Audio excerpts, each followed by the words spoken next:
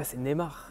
Et oui, tout roule pour le nez. Bon, hormis quelques sifflets qui l'ont escorté un peu toute la soirée, auquel il n'est pas forcément habitué ici au parc.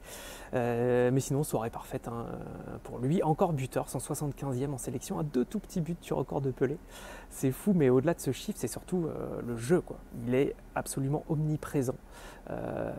Voilà, tout passe par lui. Et au Brésil, il n'y a pas de débat là.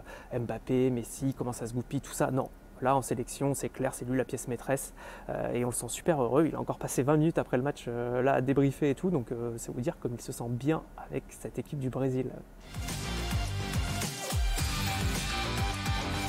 Ouais, c'est vraiment le gros point noir de la soirée. Alors autant on a loué l'ambiance mise par les Tunisiens pendant tout le match et même avant.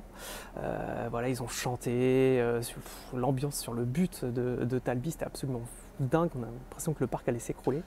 Mais il y a eu des débordements. Voilà, on a vu une banane qui a été jetée notamment vers Richarlison sur son deuxième but. Il y a eu les lasers pointés sans cesse vers les joueurs brésiliens, malgré les annonces du speaker.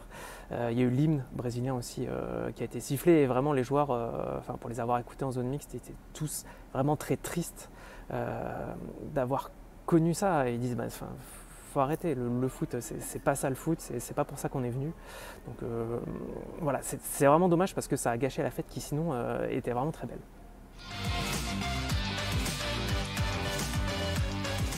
Bon, alors ils ont pris 5-1 les Tunisiens, mais il y a quand même des choses à retirer de ce match et qui intéressent les Bleus, puisque ce sera donc le 3e match de poule à la Coupe du Monde France-Tunisie. Voilà, première période évidemment compliquée, ils ont pris la marée au début, puis après réduit à 10 contre 11 parce qu'ils se sont un peu énervés. Mais ils n'ont pas sombré, et la deuxième période notamment a été plutôt de bonne facture. Alors Talbi derrière, à noter, Laïdouni au milieu qui a fait un chantier énorme, l'entrée de Kazri qui a apporté beaucoup.